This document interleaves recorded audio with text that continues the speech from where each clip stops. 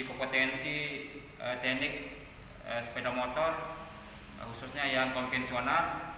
Jadi alat ukur yang digunakan pada saat Anda mengikuti uji kompetensi itu ada 5 alat ukur. Yang pertama jangka sorong. Ini jangka sorong. Jadi jangka sorong ini ada yang ketelitian 0,05 sama 0,02.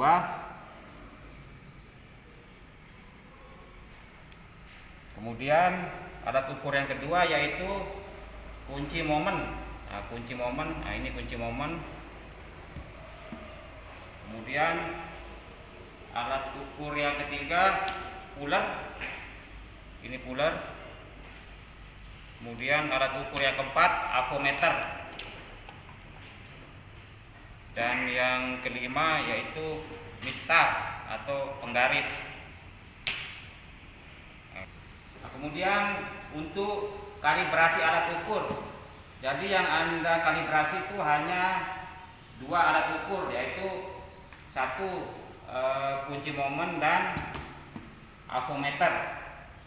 Nah, cara kalibrasinya pertama yang kunci momen. Nah, kita lihat di sini ada jarum yang hitam panjang sama yang merah. Di sini ukuran dari kunci momen ini 0 sampai dengan 30. Karena ini posisinya masih acak. Nah, makanya perlu kita kalibrasi. Yang namanya kalibrasi itu artinya kita mengenolkan kembali posisinya supaya hasil pengukuran kita itu akurat.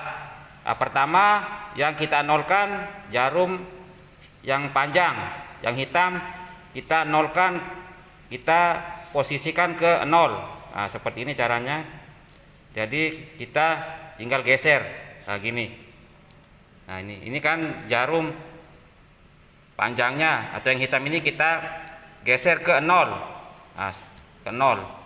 Setelah itu baru yang jarum merah yang ini kita geser. Tentu kita geser sesuai dengan kebutuhan.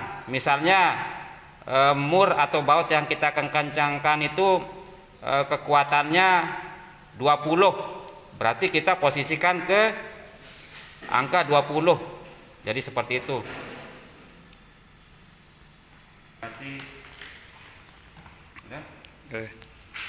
Kemudian yang kedua, cara mengkalibrasi apometer. Jadi di apometer ini Anda mengukur tahanan ya, biasanya tahanan sekunder dan tahanan primer dari bobin atau koil. Nah, contohnya seandainya kita akan mengukur tahanan primer, berarti dia satuan yang digunakan adalah ohm. Ohm itu ada di kali 1. Nah, ini kita posisikan ke kali 1 atau ohm. Nah, jarumnya atau selektornya kita posisikan ke kali 1 atau ohm. Setelah itu kedua kabel ini kita satukan. Nah, bisa Anda lihat posisinya masih belum tepat. Jadi ini perlu kita kalibrasi. Jadi kalibrasi itu kita posisi jarum ini kita posisikan di 0. Ini kita putar. Nah, kita putar maka dia akan bergerak. Nah, kita posisikan ke 0. Nah, setelah benar-benar posisinya di 0, berarti kalibrasi untuk mengukur tahanan primer atau posisi di ohm sudah selesai, tinggal kita melakukan pengukuran.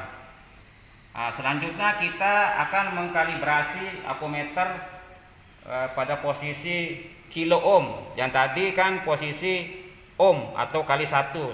Seperti ini dia sudah posisi 0. Nah, sekarang karena kita mau mengkalibrasi ke posisi kilo ohm, berarti dia kali 1, 1K, artinya 1 kilo. Nah, selektornya ini posisinya ke kali 1K atau 1 kilo. Baru kedua kabel ini kita satukan. Nah, otomatis dia belum tepat karena beda kalibrasi yang posisi ohm sama kilo ohm. Pada saat posisi kilo ohm ternyata jarumnya melebihi 0. Maka ini kita posisikan lagi ke 0.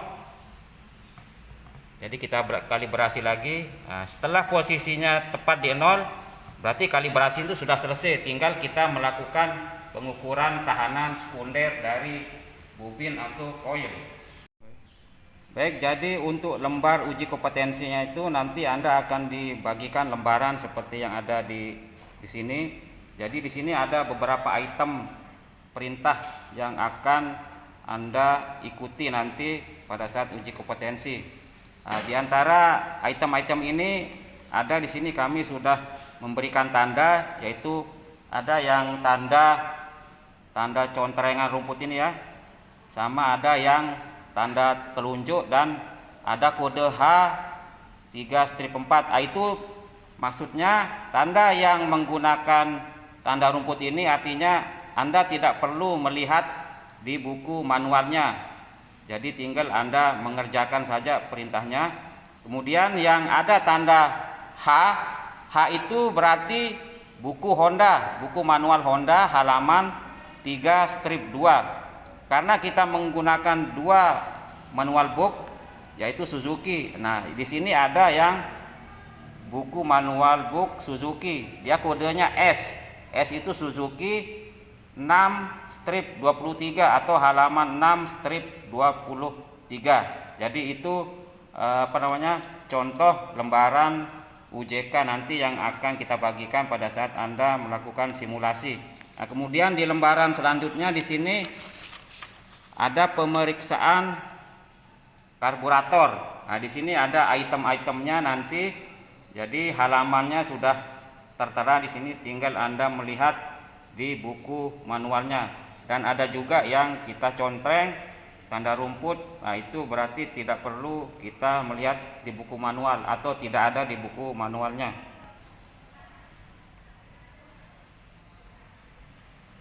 Ini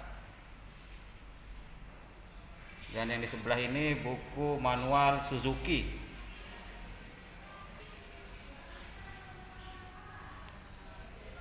Item pertama di sini perintahnya Anda akan melakukan pengecekan level oli atau tinggi permukaan oli. Nah, kita ngecek tinggi permukaan oli. Nah, contohnya yang di sepeda motor Shogun. Jadi ngeceknya ada di sini. Jadi di motor Shogun ini ada tanda L sama F. L ini low, F ini full. Jadi posisi oli itu dia ada di garis F ini. Jadi dia akan nampak atau kelihatan di sini nanti olinya. Jadi kalau dia tidak kelihatan seperti ini berarti olinya kurang. Kalau kurang berarti nanti Anda akan menyimpulkan di buku ini no OK, karena di sini ada OK garis miring N atau no OK. Berarti karena Anda melihat posisi ketinggian olinya tidak sesuai standar, berarti Anda akan menyimpulkan no. Jadi tinggal Anda melingkari atau dicontreng mungkin nanti ya, atau dilingkari aja tanda no OK karena kondisi ketinggian oli yang tidak memenuhi standar. Kemudian untuk di sepeda motor Supra, jadi untuk mengecek ketinggian oli ada di stick olinya. Nah, di stick olinya di sini, jadi ada tandanya di sini ya. Jadi tandanya di sini, nah di sini, ini sampai sini. Nanti kalau Anda melihat dia basahnya di sini ya berarti dia masih oke karena masih di tengah-tengah, atau pas di sini berarti ketinggiannya masih oke. Tapi kalau sampai tidak ada dia basah kena oli berarti dia olinya kurang.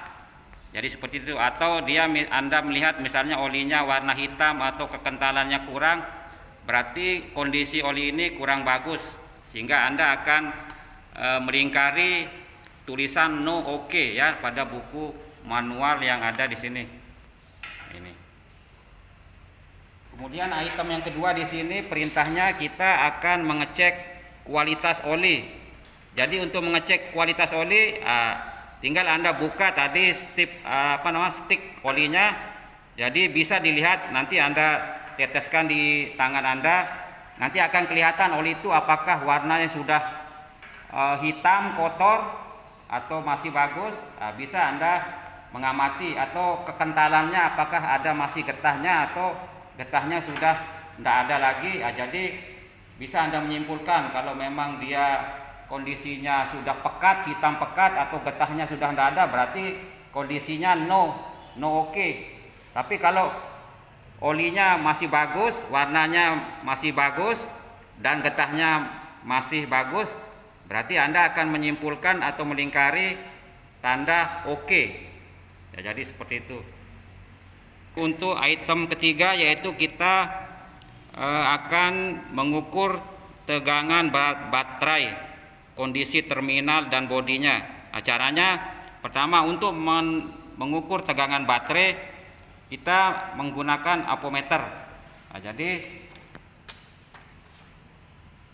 karena tegangan dari baterai ini tegangannya berupa DC, maka selektor ini akan kita arahkan ke posisi DC volt. Karena di sini ada juga yang AC volt. Karena aki sepeda motor ini menggunakan tegangan DC, maka selektor ini posisi ke DC. Sementara tegangan yang kita ukur kan 12 volt, maka selektor ini kita posisikan ke posisi 50. Ya. Karena yang diukur harus lebih kecil dari alat ukurnya, makanya kita posisikan di posisi 50. Setelah itu baru kita melakukan pengukuran. Ini kita taruh di sini. Jadi yang merah itu di posisi plus, yang hitam di posisi min.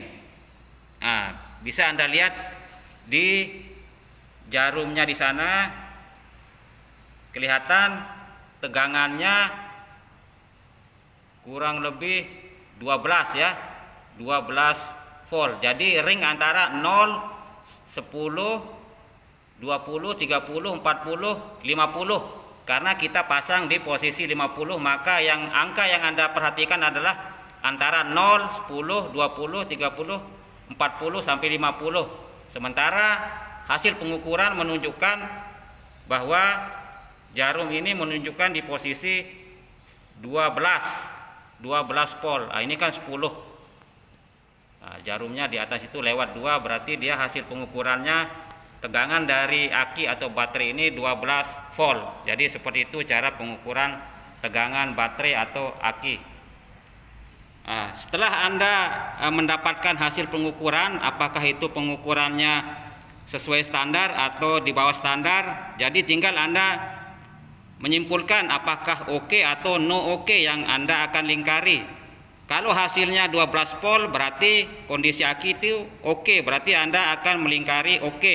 Tetapi seandainya tegangan aki ada di posisi 11 volt atau di bawahnya, berarti yang Anda lingkari adalah no oke. Nah, jadi seperti itu. Kemudian untuk kondisi terminal dan body, bisa Anda lihat langsung di akinya. Apakah terminal yang ada di positif atau negatif ini misalnya ada karatan atau ada berjamur putih-putih, berarti dia kondisinya kurang baik. Atau bodinya misal ada yang retak atau pecah, berarti Anda nanti simpulkan dia kondisi bodi aki ini kurang baik. Jadi seperti itu cara kita mengecek kondisi aki dan tegangan aki. Baik, untuk item keempat kita akan mengecek lampu-lampu indikator yang ada di dashboard, ya.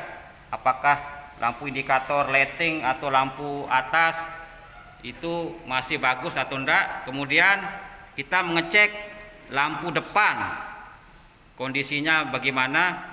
Nah, tinggal nanti Anda akan menghidupkan motor ini. Setelah itu Anda akan mengaktifkan saklar ini, switch lampunya. Nah, nanti pada saat Anda mengaktifkan switch lampu, otomatis lampu depan dan lampu belakang akan menyala. Apabila lampu depan menyala atau lampu belakang menyala, kemudian di indikator di dashboardnya ini juga menyala, berarti kondisi dari motor ini untuk lampu indikator dan lampu depannya kondisinya bagus atau oke. Begitu juga sebaliknya, kalau ada yang nggak nyala, berarti Anda simpulkan no oke. Jadi seperti itu. Kemudian kita lanjutkan di lampu sen atau lampu lighting, kemudian lampu rem dan klakson. Nah, seperti tadi, tinggal Anda mengaktifkan switch lampu rem ke kiri atau ke kanan, kemudian klakson apakah berbunyi atau tidak, kemudian rem apakah lampu rem yang di belakang itu menyala atau tidak. Intinya kalau dia menyala semuanya, berarti Anda kesimpulannya di sini oke. Tetapi kalau ada salah satu yang tidak hidup atau tidak menyala, berarti Anda akan menyimpulkan no oke, atau Anda melingkari yang no oke. Jadi seperti itu cara pengecekan lampu indikator dan lampu-lampu yang ada di sepeda motor. Nah, item ke-6 di sini pemeriksaan atau penyetelan celah katup in dan X. Jadi sebelum Anda melakukan penyetelan klep, terlebih dahulu Anda harus memposisikan top atau top kompresi. Caranya kunci yang digunakan adalah kunci T17. Nah, Anda posisi T17. Nah, kita akan mencari top kompresi. Nah, top kompresi untuk motor Shogun. Caranya Anda putar searah putaran mesin. Dia putarannya ke depan, berarti ini Anda putar ke depan atau searah putaran mesin. Nah, Anda lihat nanti posisi klep pada saat Anda memutar ini ke depan, klep in posisi, nah dia turun kan, nah seperti ini. Anda putar ke depan atau searah jarum jam, jadi klep ini akan turun menekan. Setelah klep in turun, otomatis dia akan naik kembali. Naik. Nah, setelah posisi naik baru Anda melihat tanda top yang ada di sini. Nah, tinggal Anda melihat tanda top.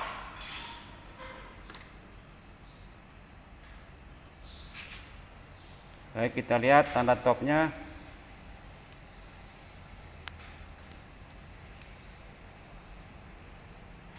Nah, ini. Jadi di situ kelihatan ada tulisan T. Nah, T. Jadi tulisannya ada di samping tulisan T atau top, jadi garis topnya ada di tengah. Nah, garis topnya itu harus lurus dengan tanda yang ada di bodinya itu. Nah, jadi seperti itu. Ya, ini untuk top kompresi Shogun. Untuk top kompresi Supra 125 sama seperti Shogun pada prinsipnya. Kunci yang digunakan sama T17, jadi kita memutar searah putaran mesin ke depan. Jadi kita putar ke depan sambil Anda memperhatikan gerakan klep. Pada saat gerakan klep turun, setelah dia naik lagi, baru Anda perhatikan tanda top di samping ini. Jadi akan kelihatan tanda top. Kita putar.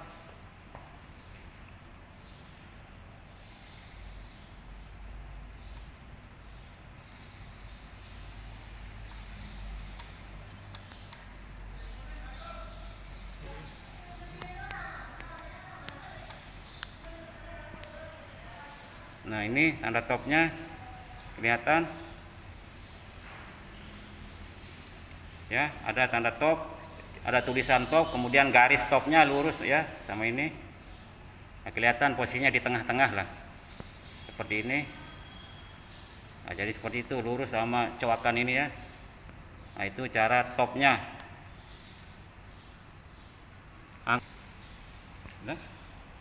Lanjut.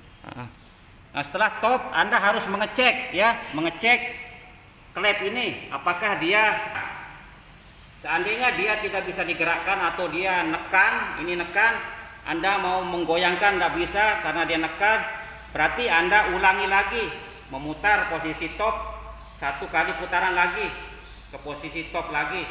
Nah, setelah itu baru Anda cek lagi, jadi nanti pasti akan bebas atau free, dia bisa digerakkan. Jadi seperti itu syarat-syarat untuk melakukan penyetelan klep. Jadi kedua klep in dan X sudah bebas. Jadi seperti itu.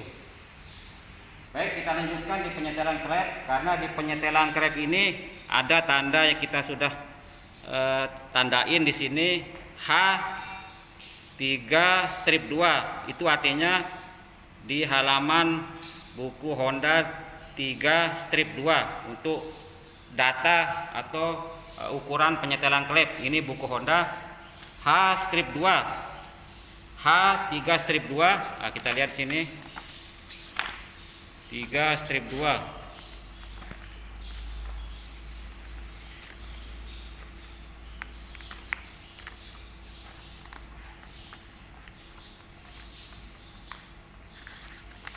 Jadi data celah klep ada di Honda H3 strip 2 ini. 3 strip 2. Nah, Anda bisa lihat di sini renggang klep in X. Di sini kerenggangannya 0,05 plus minus 0,02 untuk in. Kemudian 0,05 plus minus 0,02 untuk X. Setelah Anda ukurannya Anda tahu, baru Anda melakukan penyetelan di sepeda motor. Jadi untuk melakukan penyetelan klep sesuai dengan data yang ada di buku manual, yang in 0,05 plus minus 0,02, yang bawah juga sama. Jadi kita menggunakan puller. Kita pilih ukuran puller sesuai dengan buku manual. Kalaupun tidak ada, ya silahkan menyesuaikan lah nanti ya. Caranya pertama, sebelum Anda melakukan penyetelan, tentu Anda harus mengecek dulu apakah dia celah klep ini sesuai standar atau enggak. Misalnya ini ukuran yang sesuai standar. Ini Anda masukkan dulu, cek apakah dia bisa masuk atau enggak. Seandainya dia bisa masuk tetapi sangat longgar, berarti dia ukuran celah klepnya tidak memenuhi standar. Sebaliknya, apabila puller ini Anda masukkan dia tidak bisa masuk, berarti dia juga tidak memenuhi standar. Setelah Anda mengetahui kondisi klep seperti itu, baru Anda melakukan penyetelan. Ya, jadi seperti itu. Ya, cara melakukan penyetelan yang pertama, Anda harus melonggarkan dulu mur. Ya, murnya ini dulu dilonggarkan. Misalnya seperti ini. Nah, ini kunci 89 sama kunci setelan klep ya. Jadi langkah untuk menyetel itu longgarkan dulu murnya ya. Jadi murnya yang akan dilonggarkan. Nah, Anda longgarkan. Setelah Anda longgarkan, baru Anda memasukkan ini puller. Nah, Anda masukkan di celahnya ini. Nah, ini kan celahnya. Nah, ini digerakkan, ini kan longgar. Pada saat dia longgar, untuk merapatkan otomatis Anda harus memutar setelan klep ini. Nah, ini yang kunci untuk 8, 9 Anda tahan. Nah, ini tinggal Anda putar yang setelan klep ini. Anda putar ke kanan karena untuk mengencangkan, sambil Anda mengecek ini kondisi puller apakah dia sudah tepat atau belum. Yang tepat itu pada saat Anda tarik dia agak seret. Nah, jadi posisi yang pengukuran yang benar pada saat ditarik agak seret, kemudian didorong nggak bisa. Nah, itu berarti celahnya sudah sesuai dengan standar. Nah, ini kan ditarik agak seret, didorong nggak bisa. Nah, seretnya itu jangan seret yang yang sangat seretnya itu bisa ditarik lah gitu ya, seperti ini. Setelah itu baru Anda posisi tangannya yang kunci setelan klep ditahan, kemudian murnya dikunci seperti ini. Jadi yang murnya yang bergerak kita kencangkan, sementara yang kunci setelan klep Anda tahan. Nah, dikencangkan. Kencangnya kencang biasa lah ya, karena dia ukurannya juga mur 8. Nah, setelah kencang baru hasil cara penyetelan sudah selesai. Nah, tinggal ini dicabut. Seperti itu cara penyetelan klep. Begitu juga posisi yang di bawah, sama caranya, dilonggarin dulu mur penguncinya Anda longgarkan. Setelah longgar, baru Anda memasukkan puller, apakah dia memenuhi standar atau enggak. Kalau dia longgar berarti Anda akan mengencangkan. Nah, ini Anda putar ke kanan. Nah, setelah agak seret, baru Anda akan mengencangkan murnya ya, seperti ini.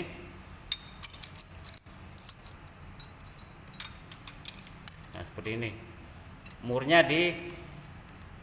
dikencangkan.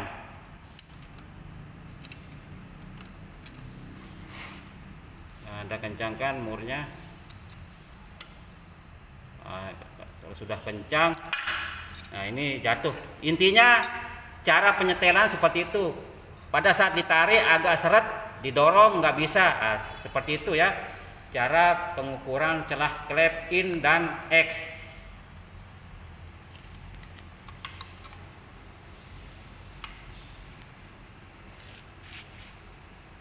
Item ketujuh yaitu kita akan mengecek kekencangan baut kepala silinder Nm atau Newton meter. Dia ada di halaman Honda 7-2. Nah, kita membuka buku manual Honda 7-2. Nah, ini dia 7-2 halaman Honda, buku Honda 7-2 ya. Kekencangan baut kepala silinder atau di sini torsi pengencangannya silinder head cup nut ya, cup nut atau kekencangan baut silinder head.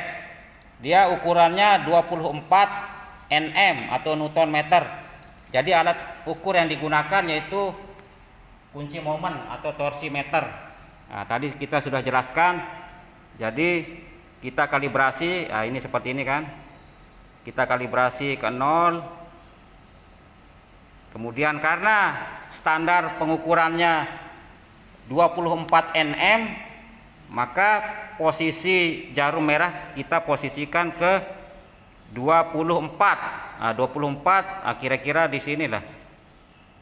Kalau 25 kan di sini. 24 berarti sekitar di sini ya. 24. Nah, setelah posisi 24 baru kita melakukan pengecekan di motornya. Kita menggunakan kunci sok ukuran 12 ya. Kita pasang di sini. Kita pasang. Nah, baru kita melakukan pengecekan di motor. Jadi cara mengeceknya ya kalau secara aturan kita harus menyilang ya. Ini atau ini ya, kita silang dia. Misalnya ini cara mengeceknya. Ya, tentu kita harus mengencangkan. Jadi kita akan mengencangkan baut kepala silinder sesuai dengan standarnya.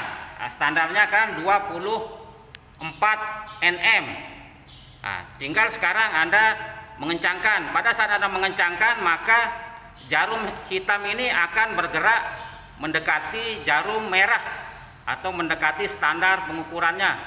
Nah, contohnya kayak gini. Ini kan kita mengencangkan. Nah, bisa Anda lihat jarum hitam akan bergerak mendekati jarum merah. Ya. Nah, itu akan mendekati.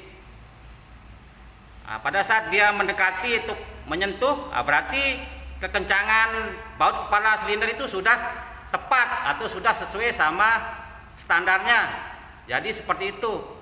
Karena ukuran masing-masing baut yang ada di sepeda motor itu dia mempunyai kekencangan yang berbeda-beda. Jadi itu cara kita mengecek kekencangan baut kepala silinder. Ya, jadi seperti itu. Alat yang digunakan yaitu torsi meter atau kunci momen seperti ini. Item selanjutnya yaitu nomor 8 yaitu free play atau jarak main bebas throttle gas. Ukurannya berapa milimeter tentu kita lihat di buku manualnya yaitu Honda 3-4. Nah, di sini buku Honda, manual Honda 3-4 ya. Jadi di sini dari bukunya ini ukuran ya. Jadi ukuran jarak main bebas throttle gas itu antara 2 sampai 6 mm. Nah, di sini atau ini 2 di buku manualnya 2 sampai 6 mm. Nah, cara mengukurnya ya, contohnya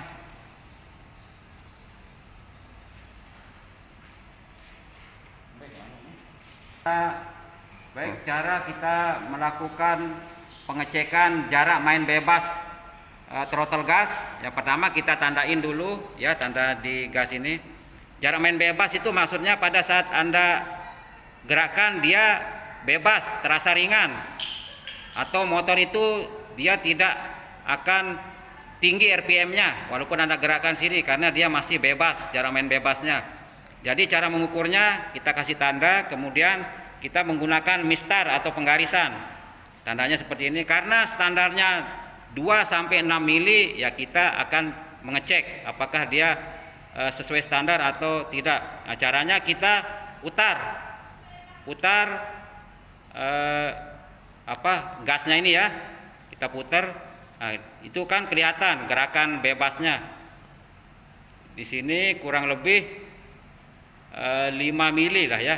Itu bisa Anda lihat tanda yang putih itu gerak bebasnya 5. Berarti dia ini sudah masuk standar. Karena di standarnya 2 sampai 6 mili. Nah, sehingga kesimpulannya tinggal Anda melingkari yang tanda oke. Nah, jadi seperti itu cara kita mengecek jarak main throttle gas ya. Nah, ini. Oke. Jadi setelah Anda mendapatkan hasil pengukuran, jadi tinggal Anda tulis nanti di sini, baik tadi yang penyetelan klep berapa hasil pengukuran, atau kekencangan kepala silinder, atau yang jarak main bebas throttle gas. Tinggal Anda tulis misal 5 mm. Ya, tinggal itu aja. Anda tulis 5 mm kondisi oke, lingkari yang oke. Item selanjutnya itu nomor 9, pembersihan atau penggantian saringan udara. Nah, di sini dia ada contreng tanda rumput, berarti Anda tidak perlu melihat buku manual. Caranya, ini contoh filter udara yang sudah kita keluarkan. Nah, misal seandainya kita ganti. Nah, ini kan posisinya ada di luar, sementara ini adanya di dalam. Nah, cara menyemprotnya itu kalau secara aturan Anda harus menyemprot dari luar ke dalam. Nyemprot, kita semprot menggunakan angin yang bertekanan ya, atau menggunakan kompresor. Jadi semprot atau semprot, semprot, semprot. Jadi dari dalam keluar. Ini kan posisinya di luar. Kalau Anda dari luar ke dalam, itu artinya kotoran yang ada di luar ini Anda akan menekan lagi ke dalam. Ya, jadi seolah-olah kotoran itu Anda masukkan lagi, ya. Makanya aturannya harus dari dalam keluar untuk membersihkan filter udara. Jadi seperti itu cara kita melakukan pembersihan filter udara. Selanjutnya di item ke-11 yaitu penyetelan kopling sentrifugal atau kopling otomatis. Dia ada di Honda 3-19 di halaman 3-19. Nah, di sini di buku manualnya di sini ada penjelasannya tata cara penyetelan kopling sentrifugal atau kopling otomatis di sepeda motor. Nah, jadi untuk jelasnya kita langsung aja ke sepeda motornya. Baik, cara penyetelan kopling sentrifugal atau kopling otomatis. Jadi alat yang digunakan kunci ring 14 dan obeng min. Nah, langkah yang pertama yaitu kita longgarkan dulu mur penguncinya ya dengan menggunakan kunci 14. Kemudian obeng ini kita pasang di sini, kita tahan. Jadi kita longgarkan. Nah, kita longgarkan.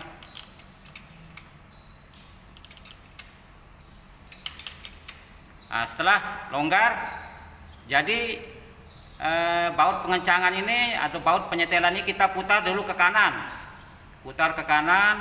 Nah, nanti akan terasa ada tahanan berat. Setelah itu kita balik lagi putar ke kiri atau searah putaran jarum jam. Pada saat kita putar ke kiri nanti akan ada tahanan. Nah, ini kan ringan, kita putar ringan. Nah, ini masih ringan. Nah, ada tahanan, ya, jangan dipaksa. Nah, setelah ada tahanan tertahan, baru kita balikin kurang lebih 1/8 atau 1/4 putaran. 1/8 itu kurang lebih seginilah. Tapi kalau yang 1/4-nya dia segini 1/4. Nah, itu ukuran penyetelannya. Ya, misalnya kita taruh di, misal kita balik ya, kita ulang, kita putar ke kiri atau berlawanan jarum jam. Setelah ada tahanan, berat kan? Setelah tertahan kita balikin ke kanan 1/8 atau 1/4. Misalnya 1/8. Putar segini. Setelah itu baru kita kencangkan mur penguncinya. Ya, kita kencangkan mur pengunci, dan obeng ini tetap ditahan, jangan sampai bergerak. Jadi yang bergerak itu hanya mur atau mur penguncinya. Setelah kita kunci, berarti selesai cara penyetelan kopling otomatisnya sudah selesai. Jadi seperti itu cara penyetelan kopling otomatis atau kopling sentrifugal pada sepeda motor jenis cup atau tipe bebek. Selanjutnya kita masuk ke item 12, kekencangan baut oli drain atau baut tap oli Honda 3-2, halaman 3-2.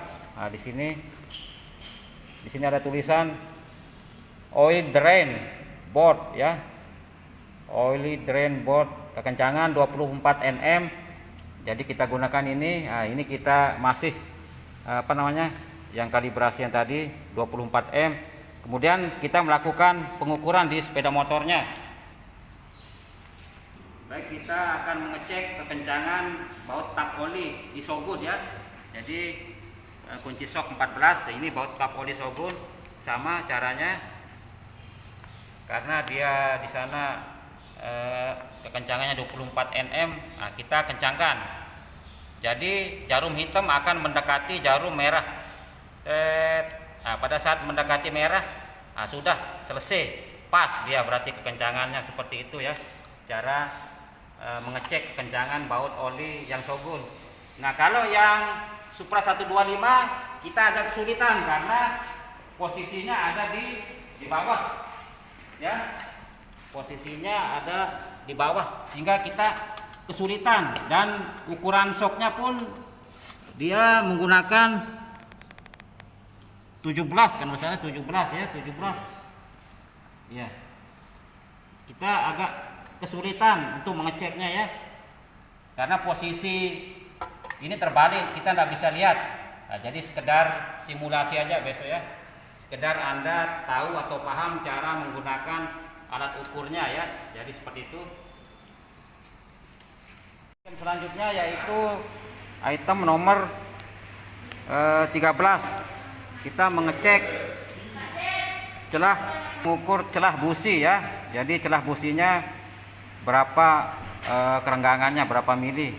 Jadi di sini ada di Honda 1/10, buku manual Honda 1/10.